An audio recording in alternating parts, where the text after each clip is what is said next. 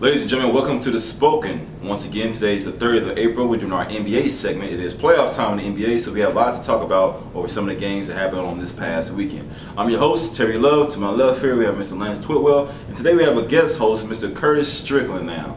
So, Curtis, say hello to the people out there, the fans out there. How y'all doing? He's a Thunder fan, Bulls fan. Good to have you, Kurt. Good to have you. Miami Heat fan. Once again, I'm very sad in this. Let's have a moment of silence for Derrick Rose, who had a terrible injury this past weekend and messed up a lot of people's brackets. What's going to happen in the playoffs? A lot of Bulls brackets. So let's talk playoffs. Let's talk playoffs now. So we had Derrick Rose go out on Saturday against the 76ers, torn ACL.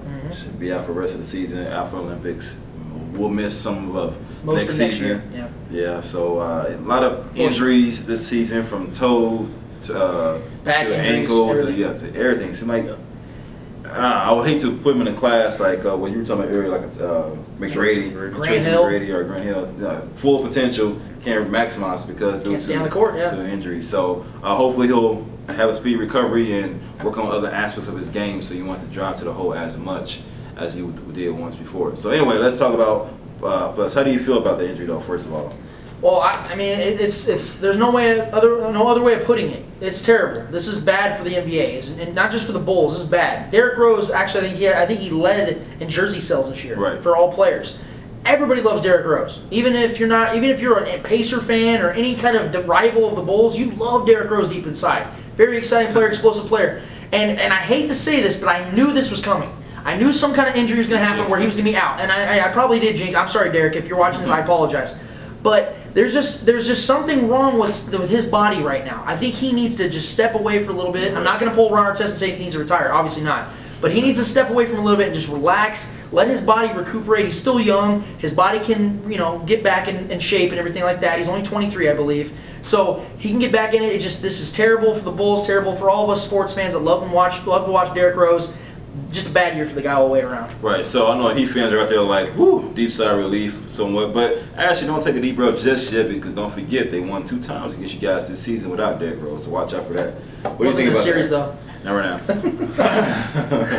now. I think it was a bad injury. When I first saw it, I contacted Terry about it, because when anybody that shows a grimace on their face when they haven't been touched at all and they're an explosive player, it usually means that there's something bad going on. Right. And the ACL injury, fortunately, we're in 2012, where it's not as serious as it was about 15 years ago, where that was career-ending injury. Right. So right now, I think Derrick Rose needs to learn how to put different elements into his game. He needs to learn how to shoot more from the perimeter, not drive nearly as much, because it's putting wear and tear on his body. He's going there with them big fellas, getting knocked around. So how does a second, third option? Yeah, yes, please, because I really want to see him be around for at least another 7 or 8 years. I don't know, maybe learn how to facilitate a little bit better. Yes. Start reserving your body a little more, safe, because he plays 40 minutes. I mean, we've been talking about beginning of the year. Man, he plays like 43 minutes a night, and he drives that hard. He drives that hard, that long of a it takes its toll, like, man. 2 minutes left, 1 minute left in the game. So in theory, I don't know why Chicago. And he isn't built like LeBron James. He can't build. He's not built like LeBron or guys that big where you can withstand hits like Curtis just said about 7-footers knocking in their bodies. Your body isn't strong enough when you're only 6'3", 200 pounds. I'm sorry. And when you're playing that long and you're playing that hard, your body's going to take a beating. Why is guys like Chris Paul and Darren Williams and all these other guys been able to play through injuries and do it? Because they learn how to take a little bit of a step back and become more of a point guard and involve your team a little bit more. And Derrick Rose needs to learn that. And there's a few select people that can take that punishment, like the point guard from my favorite team. He can do that all day long, and he just seems to get right back on up. Hasn't missed a game for at least, 3 or 4 years? Talking about Russell Westbrook, right? Yes, Russell Westbrook. And, some guys are falling in a different mode. There's guys that are too explosive for their own good, and I think Derrick Rose is one of those guys. Yeah, I agree. All right, let's talk East. I like having him on here. Me and Derrick always button heads. Me and Curtis are a little. We smooth out a little bit. I like it. East for now. He's gonna be controversial. I'm just enjoying this moment right now. I'm liking this. Calling for the storm. East versus West. Now, who do you guys see coming out the East right now? Do you still see the Bulls beating the 76ers right now? Still see the Bulls. Oh yeah, I see the Bulls beating the 76ers in at least 5, maybe 6 games. I can't see the 76ers doing anything. Really, I can't see anybody doing anything in the whole East besides the Heat.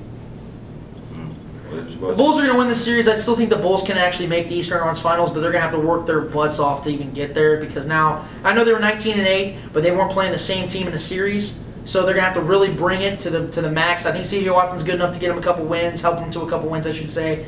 I think they can make the Eastern Conference Finals, but when you're talking about not playing with Derrick Rose in a 7-game series against the Heat, you're not winning. I'm sorry. It'll probably go 5 or 6. Maybe 6. I'm saying 5. I think that's gonna be the Eastern Conference Finals. I think it's gonna be the Bulls and Heat. The Bulls are gonna be tired. They're gonna be worn out. I see you have the Hawks beating the Celtics. I do, and I have a lot of Celtics fans.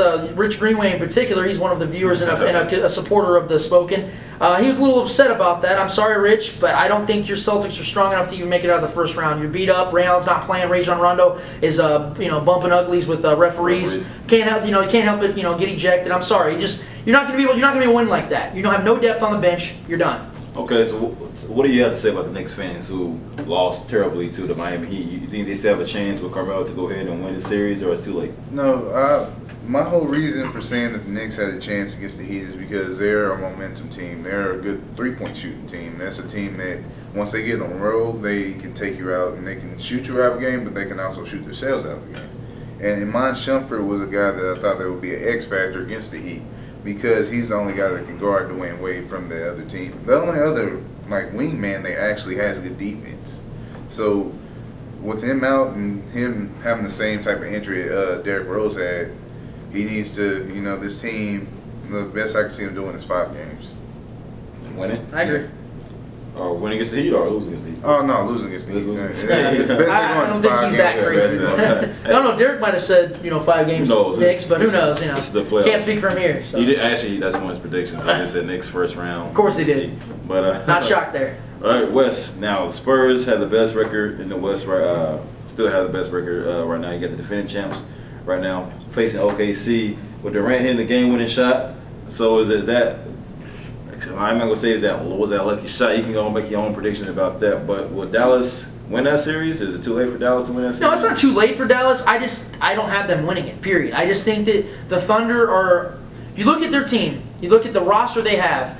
They're a better overall team, and they're just flat out younger, man. I mean, you're talking about a team that can just go up and down the floor all game. Well, the Spurs not the youngest team either. Well, but here's the thing. That's deceptive because the Spurs play like an older team, but actually the only really guys that are old on that team are Tim Duncan and Manu Ginobili. If you look at Tony Parker's 29, DeJuan Blair's 23, Splitter 26. I mean, all these other pieces are actually pretty young. Gary Neal, I think, is like 27 or 28. You got some young guys in their prime years. That's why I have the Spurs making the finals. I have them beating the Thunder in 7 in the Western Conference Finals because, like I talked to Curtis earlier, I think that the Spurs are more championship ready. I think they're more suitable for a championship team. Like they're more complete. So even though last year the Thunder went to win the Western Conference Finals with but the Thunder have this. I don't know if Curtis will agree with me. That experience doesn't help. No, I think it helps them. But here's my thing. I think they're at the same place they were at from last year. I think they're a team that still relies on the same. They have the same weaknesses, I should say. I don't know if Curtis will agree with me that he's a Thunder fan, so he obviously watches it more than I do.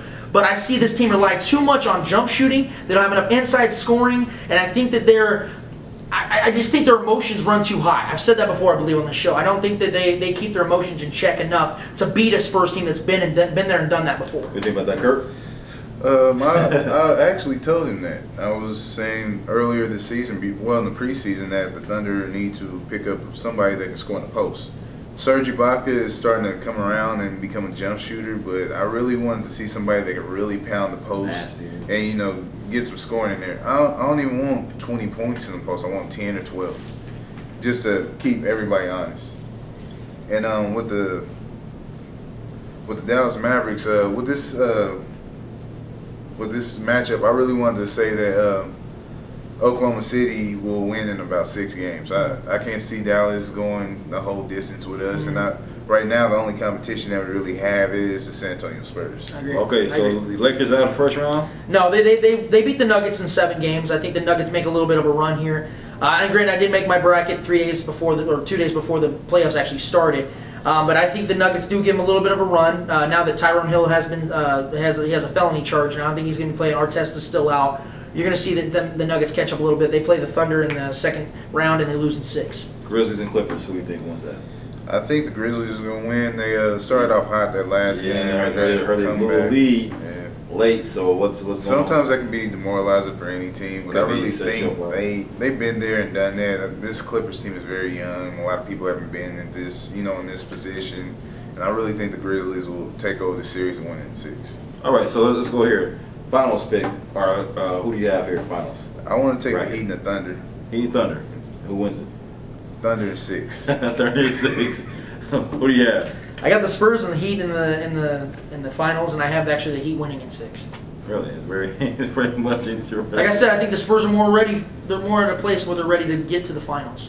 I just think that the Heat, when the big three are playing at their best, they're going to beat anybody in the league.